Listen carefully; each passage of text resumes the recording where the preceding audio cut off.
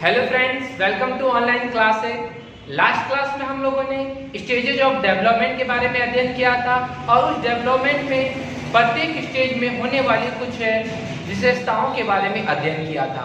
अगर आपने वो वीडियो नहीं देखा है तो उसे जरूर देखें। आपको अच्छा लगे तो उसे लाइक करें और अधिक से अधिक शेयर करें। यदि आप हमारे चैनल पे नए हैं तो इसे सब्सक्राइब कर लें, जिससे आने वाले वीडियोज आप तक सबसे पहले पहुंच सकें। आज का जो हमारा टॉपिक है वह है एस्पेक्ट्स ऑफ डेवलपमेंट, अर्थात विकास के आयाम। हमारे शरीर में जो होता है विकास वह कई रूपों में होता है। उन रूपों के बारे में आज हम लोग को अध्ययन करना है। पहले हम उन रूपों के नाम जान लेते हैं, फिर उनमें जो मेन चीज है उनको हम लोग हर एक अवस्था में, शैशवावस्था, बाल्यावस्था और किशोरावस्था में क्या क्या चेंजिंग आते हैं, क्या क्या किस प्रकार का विकास होता है, इसके बारे में हम लोग डीपली पढ़ेंगे, जिससे हमारा सीटेट के भी कुछ क्वेश्चन इसमें कवर हो जाएंगे। तो पहले हम लोग नाम जान लेते हैं। विकास के जो आयाम है, अर्थात इसको विकास के प्रकार भी कहा जा सकता है, वह कई रूपों में होता है। पहला है फिजिकल डेवलपमेंट, अर्थात शारीरिक व शरीर में बाहरी रूप से जो होने वाले विकास होता है वो शारीरिक विकास होता है। दूसरा होता है कॉग्निटिव डेवलपमेंट, जिसको हम लोग मानसिक विकास या संज्ञानात्मक विकास का नाम देते हैं। अर्थात हमारे जो मानसिक में जो हमारे बुद्धि लेवल या हमारे जो मस्तिष्क का जो विकास होता है, उस विकास के अंतर्गत किस किस प्रकार का विकास होता है वो हमारा कॉग्निटिव डेवलपमेंट होता है। इसके बारे में हम लोग कॉग्निटिव डेवलपमेंट में हम लोग मस्तिष्क या बुद्धि के बारे में अध्ययन करेंगे। नेक्स्ट हमारा है इमोशनल डेवलपमेंट। इसमें हम लोग क्या करेंगे, संवेग के बारे में अध्ययन करेंगे कि हमारे अंदर जो संवेग का विकास जो होता है शैशवावस्था में किस प्रकार होता है, बाल्यावस्था में किस प्रकार होता है और किशोरावस्था में किस किस प्रकार से संवेगों का विकास होता है। नेक्स्ट है हमारा सोशल डेवलपमेंट। सोशल डेवलपमेंट अर्थात सामाजिक विकास। समाज में हम लोग किस प्रकार से समाज के लोगों के साथ या घर में परिवार, घर में माता पिता से या परिवार के अन्य लोगों से या स्कूल में या पड़ोस में या समाज में किस प्रकार से हम व्यवहार करते हैं, और शैशवावस्था, बाल्यावस्था और किशोरावस्था में हम किस प्रकार से इनमें समाज में घुल मिलने की जो हमारी क्षमता बढ़ती है, कैसे विकास होता है, इसके बारे में हम लोग को अध्ययन करना है। अगला है हमारा लैंग्वेज डेवलपमेंट, अर्थात भाषा विकास। मतलब कि हमारे अंदर जो भाषा का विकास है, जो हम बोलते हैं, बोलना, लैंग्वेज बोलते हैं या सुनते हैं या समझते हैं, ये सभी का विकास किस किस रूपों में होता है, शैशवावस्था में कैसा होता है, बाल्यावस्था में कैसा होता है और किशोरावस्था में, इसके बारे में हम लोग एक एक करके डीपली अध्ययन करेंगे। लास्ट हमारा है मॉरल डेवलपमेंट, अर्थात नैतिक विकास। नैतिक विकास मतलब अर्थात हमारे अंदर नैतिकता किस प्रकार से विकास, नैतिकता का विकास किस प्रकार होता है, शैशवावस्था में, बाल्यावस्था में या किशोरावस्था में किस प्रकार से विकास होता है। इसमें एक कोलबर्ग की थ्योरी भी है, जिसमें कोलबर्ग ने कुछ 3 स्टेजों में हमारे नैतिक विकास को बांटा है। ठीक है, तो हम लोग को यहाँ पे टोटल 6 विकास पढ़ने हैं, विकास के 6 आयाम पढ़ने हैं। इनके बारे में हम लोग डीपली कौन कौन अवस्था में किस किस प्रकार का विकास होता है एक एक करके अध्ययन करेंगे। चलिए अब पहला शुरू करते हैं। पहला हमारा है फिजिकल डेवलपमेंट, अर्थात शारीरिक विकास। ये क्या होता है, तो शारीरिक विकास का अर्थ शरीर के आकार, भार, हड्डियों, मांसपेशियों, दांत और तंत्रिका तंत्र आदि का समुचित विकास है। मतलब हमारे आकार में या हमारे भार में या हड्डियों के मांसपेशियों में कोई भी परिवर्तन आता है तो ये हमारा शारीरिक विकास के रूप में लिया जाता है। अब शारीरिक विकास हर एक अवस्था में किस किस प्रकार से होता है तो हम एक एक करके देखेंगे। तो मैंने आपको बताया, मैं मुख्यतः 3 अवस्था के बारे में हम लोग अध्ययन करेंगे। पहला शैशवावस्था, दूसरा बाल्यावस्था, तीसरा किशोरावस्था, क्योंकि ये 3 अवस्था से आपके सीटेट में ज्यादा क्वेश्चन आते हैं। तो पहला शैशवावस्था। शैशवावस्था में भार जन्म के समय बालक का भार 7.15 पाउंड होता है। यहाँ पर जितना भी चीज मैं लिख रहा हूँ मटेरियल, ये सब अप्रोक्स है, लगभग में है। ठीक है, तो आप इसको हिंदी में जब लिखिएगा तो अप्रोक्स में लिख दीजिएगा। जन्म के समय बालक का भार 7.15 पाउंड और बालिका का भार 7.13 पाउंड होता है। अर्थात बालक का भार बालिका के भार से अधिक होता है। 6 माह में यह भार होता है लगभग 2 गुना हो जाता है और 1 वर्ष में यह लगभग कितना हो जाता है, 3 गुना हो जाता है। ठीक है, लंबाई बालक की जो लंबाई होती है, पहला जब जन्म के समय उसकी लंबाई लगभग 20.5 इंच होती है और बालिका की 20.3 इंच होती है। भी लगभग में है। बालक यहाँ पर फिर लंबाई में बढ़ जाता है। पहले वर्ष में वह 10 इंच बढ़ता है, परंतु दूसरे वर्ष में उसकी जो वृद्धि है वो धीरे धीरे कम होने लगती है, मात्र वह 4 से 5 इंच ही बढ़ पाता है। ठीक है, तो लंबाई ये इस प्रकार डाटा है। अगला है सिर और मस्तिष्क का विकास। इसके बारे में मैंने पिछले टॉपिक में बताया भी था कि जो वो उसके शरीर का जो सिर का लंबाई होता है, जो ये केवल इतना भाग जो होता है वह पूरे शरीर का 1/4 भाग होता है, मतलब 1/4 होता है। मस्तिष्क का भार लगभग 350 ग्राम होता है और 2 वर्ष में यह 350 ग्राम से डबल हो जाता है। जो खाली मस्तिष्क इसके अंदर जो है उसका भार 350 ग्राम होता है, वो 1 वर्ष बाद 2 वर्ष में वो लगभग क्या होता है, दुगुना हो जाता है। नेक्स्ट है दांत। दांत जो होते हैं, दांत 2 प्रकार के होते हैं, हम जानते हैं कि एक अस्थायी दांत, एक अस्थायी दांत। अस्थायी जो दांत होते हैं जिसे हम लोग दूध के दांत भी कहते हैं, तो छठे माह में दूध के दांत जमने शुरू हो जाते हैं, ठीक है। फिर उसके आगे है हृदय। हृदय जो है 1 मिनट में लगभग 140 बार धड़कता है। शुरुआत में बहुत ज्यादा बार धड़कता है 140 बार, परंतु धीरे धीरे जो वो नवजात शिशु से थोड़ा सा बड़ा होता है, 1 साल होता है या 6 महीना होता है, तो 6 महीने साल भर में धीरे धीरे उसमें कमी आने लगती है, ठीक है। मांसपेशियों का भार, तो मांसपेशियों का भार कुल शरीर का लगभग 23% होता है, ठीक है। इसको राइट डाउन कर लीजिए आप लोग। चलिए अब नेक्स्ट देखते हैं बाल्यावस्था में, मतलब चाइल्डहुड में, जो कि 2 से लेकर के 10 या 11 वर्ष तक की होती है। इसमें देखते हैं हम लोग, इसमें जो भार होता है 5वें वर्ष में 38 से 43 पाउंड हो जाता है, 10वें वर्ष में 80 से 90 पाउंड हो जाता है। और हमेशा पूरे बाल्यावस्था में लड़का का जो भार होता है वो हमेशा लड़की के भार से क्या होता है, ज्यादा होता है, ठीक है। दूसरा नंबर हमारा है इसकी लंबाई। इसकी लंबाई है 4 वर्ष में 40 इंच हो जाती है बाल्यावस्था में, और प्रति वर्ष उससे 2 से 3 इंच बढ़ते रहती है और अंत तक वह 50 से 60 इंच के बीच में हो जाती है, ठीक है। फिर है सिर और मस्तिष्क का विकास।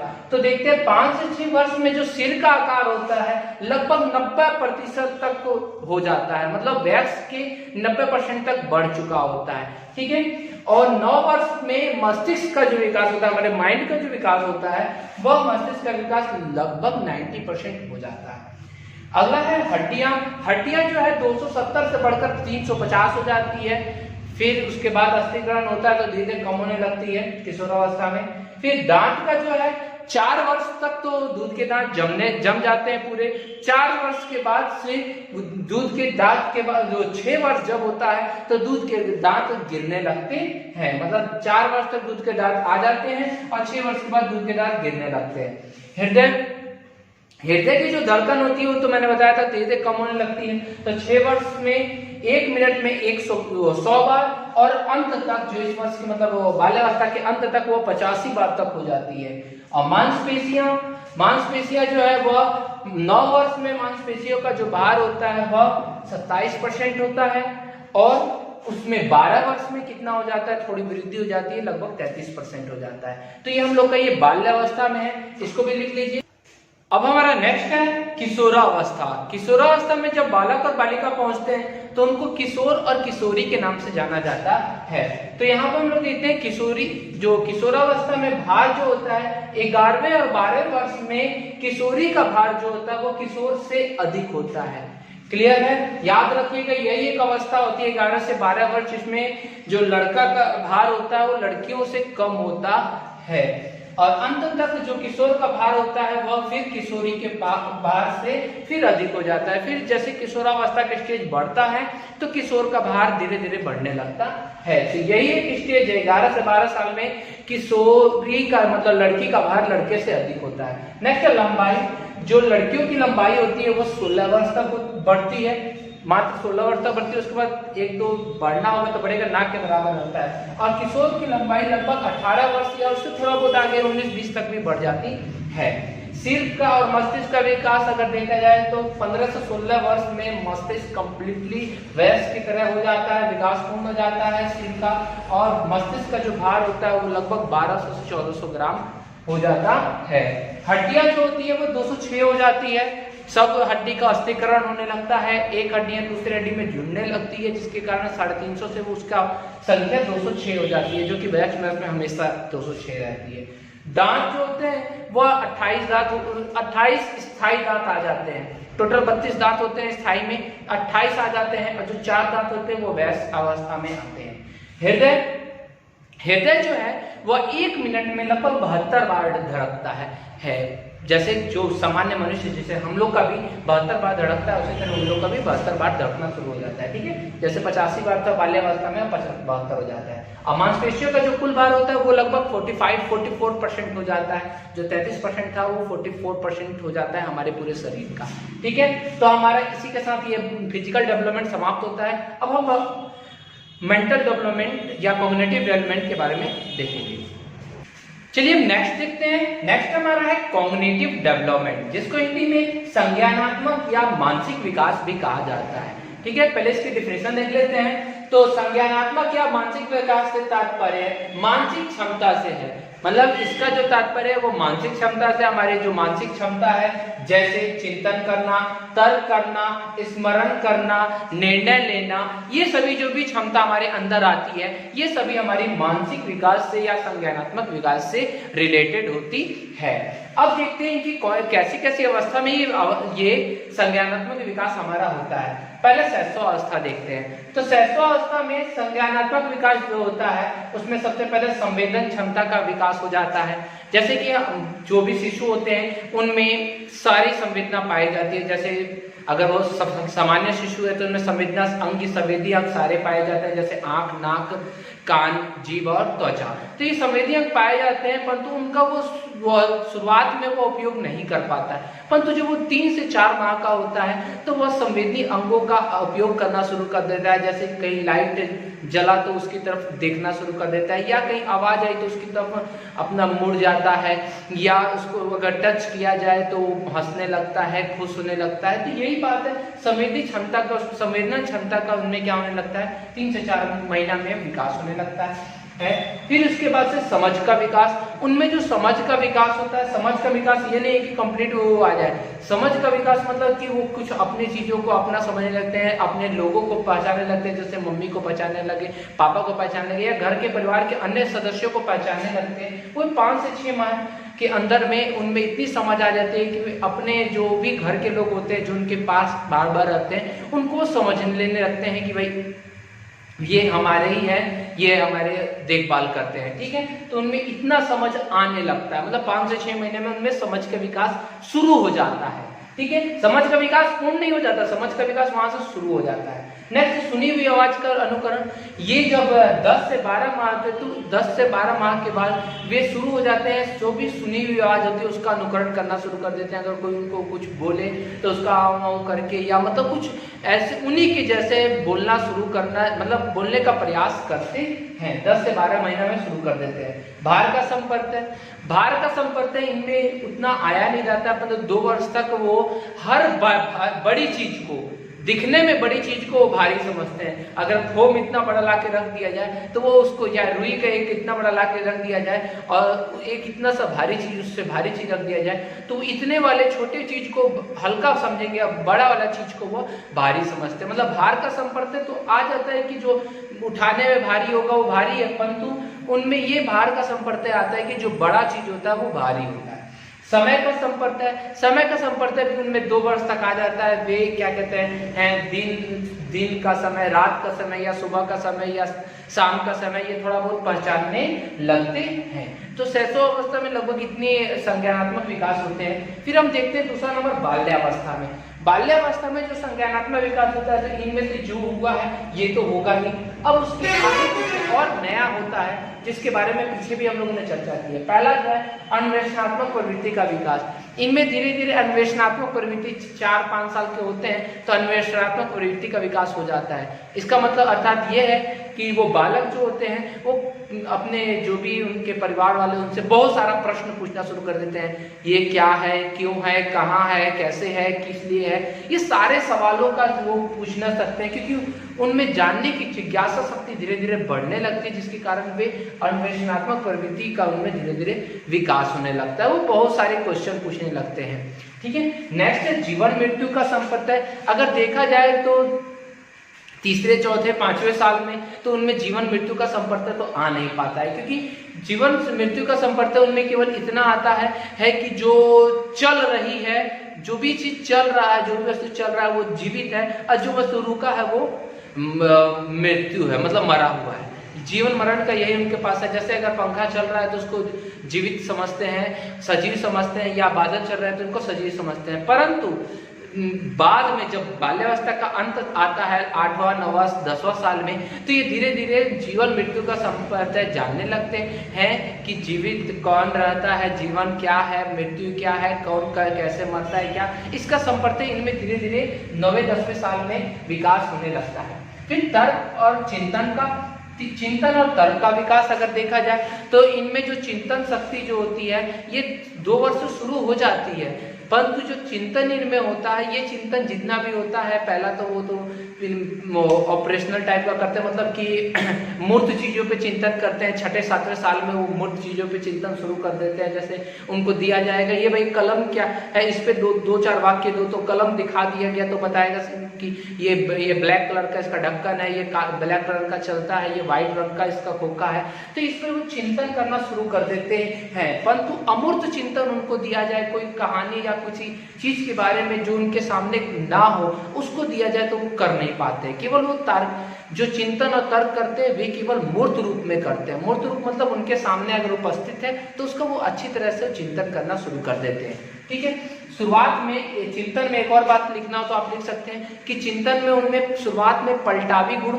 नहीं पाया जाता है। पलटावी गुण मतलब रिवर्सिबल जो गुण होता है, जिसमें हम लोग जैसे कि अगर 2 + 2 = 4 होता है तो 4 में से 2 घटाएंगे तो कितना बचेगा, तो 2 बचेगा। तो 4 में से 2 जो घटाया जा रहा है वो रिवर्सिबल गुण हो गया। तो रिवर्सिबल गुण नहीं होता है, केवल ये एक वे वाला गुण इनको आता है, मतलब केवल जोड़ना आता है या घटाना आता है, उसका उल्टा करना नहीं आता है। ठीक है, इसमें लिखना हो तो ये लिख सकते हैं, बहुत इंपॉर्टेंट है, जो कि मैंने पिछले वाले वीडियो में आपको बताया भी था। फिर है कहानी या कविताओं को दोहराना। ये जब 5 से 6 साल 7 साल तक होते हैं तो ये अब कहानी किताब जैसे अपने स्कूल जाना शुरू कर देते हैं, तो उसमें जो कहानी किताब होती है उस कहानी को लेकर के बोलना शुरू कर देते हैं, दोहराना शुरू कर देते हैं, या किसी को सुनाना शुरू कर देते हैं, याद करके उसको सुनाना शुरू कर देते हैं। इनमें ये क्षमता आ जाती है। हाँ, इसमें एक बहुत इंपॉर्टेंट है, इनमें जो होता है दूरदर्शिता का अभाव होता है, फोरेसाइट, इसको इंग्लिश में फोरेसाइट कहा जाता है।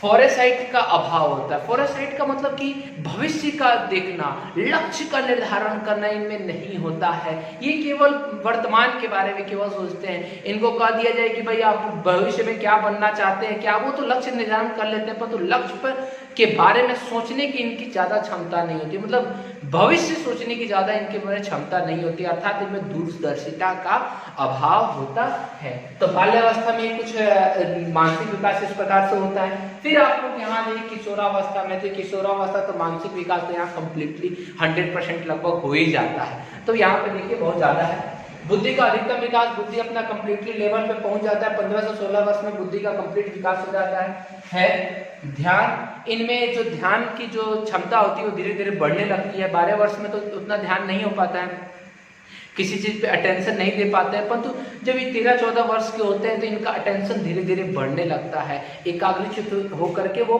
ध्यान लगाने लगते हैं। फिर उसके बाद है तर्क शक्ति या रीजनिंग पावर। तो रीजनिंग जो पावर होती है इनमें धीरे धीरे रीजनिंग क्षमता का विकास हो जाता है। वो तो बाल्यावस्था में हो जाता है, पर उतना तर्क नहीं होता, परंतु यहाँ पर जो तर्क होता है वो अब बढ़ जाता है बहुत ज्यादा। 15-16 साल तक वो तर्क करना बहुत अच्छी तरह सीख जाते हैं। फिर चिंतन शक्ति का विकास, इसमें वो अमर चिंतन करने लगते हैं। अमर चिंतन मतलब कोई चीज उनके सामने ना भी दी गई हो तब भी वो उसके बारे में वो बता सकते हैं, थोड़ा बहुत बता सकते हैं, तो वो अमर चिंतन शुरू कर देते हैं। फिर इसके बाद है कल्पना शक्ति। इस अवस्था की तो ये सबसे बड़ी एक विशेषता होती है कि ये कल्पना में ज्यादा विचरण करते हैं। कल्पना मतलब कि ख्वाबों की दुनिया में ज्यादा घूमते हैं, तो ये कल्पना शक्ति की इनमें ज्यादा प्रधानता होती है। इनमें जो कल्पना की जो कल्पना वाला भाव होता है, जैसे कि सोचने की क्षमता ज्यादा होती है, बहुत खोए से रहते हैं इस वाले में। ठीक है, इसके बाद रुचियों की विविधता। इनमें जो होती है रुचियां बहुत प्रकार की विविधता पाई जाती है, जैसे लड़कियों में अलग हो जाती है, लड़कों में अलग हो जाती है, बहुत अलग अलग इन लोग का डाइवर्सन मतलब अलग अलग हो जाता है। विशेष रूप में ये रुचि की अपना विशेष चीज में रुचि लेने लगते हैं। जैसे कोई अगर डॉक्टर बनना चाहता है तो डॉक्टरी वाली लाइन के चीज में रुचि लेने, कोई इंजीनियर बनना चाहता है तो इंजीनियर वाली लाइन में रुचि लेने लगते हैं। मानसिक स्वतंत्रता, हाँ, इन्हें सबसे ज़्यादा मानसिक स्वतंत्रता की जरूरत होती है। मानसिक स्वतंत्रता का मतलब कि ये तो सबसे पहले अपना जो भी निर्णय लेना चाहते हैं अपना पूरा स्वतंत्र होकर लेना चाहते हैं, इसमें किसी का हस्तक्षेप नहीं होना चाहिए, किसी का हस्तक्षेप भी बर्दाश्त नहीं करते हैं, इसलिए इन्हें कहा जाता है कि आंधी तूफान की अवस्था कहा जाता है। इसलिए मानसिक स्वतंत्रता इन्हें बहुत ज़्यादा जरूरी होती है, ये चाहते हैं। नेक्स्ट है निर्णय लेने की क्षमता का विकास। धीरे धीरे इनमें निर्णय लेने की क्षमता भी का विकास होने लगता है और ये निर्णय लेना शुरू कर देते हैं। तो इस प्रकार से कुछ कम्युनिटी डेवलपमेंट है, इसके बारे में आप नोट्स बना लीजिएगा, दोनों का नोट्स बना लीजिएगा। ये वीडियो आप ज़्यादा हो रहा है, ठीक है, आप इतना ही, कल हम लोग दूसरा नेक्स्ट उसका जो विकास है वो पढ़ेंगे। आज के लिए इतना ही काफ़ी है। अगर आपको ये वीडियो अच्छा लगे तो इसे लाइक करें और अधिक से अधिक शेयर करें। धन्यवाद।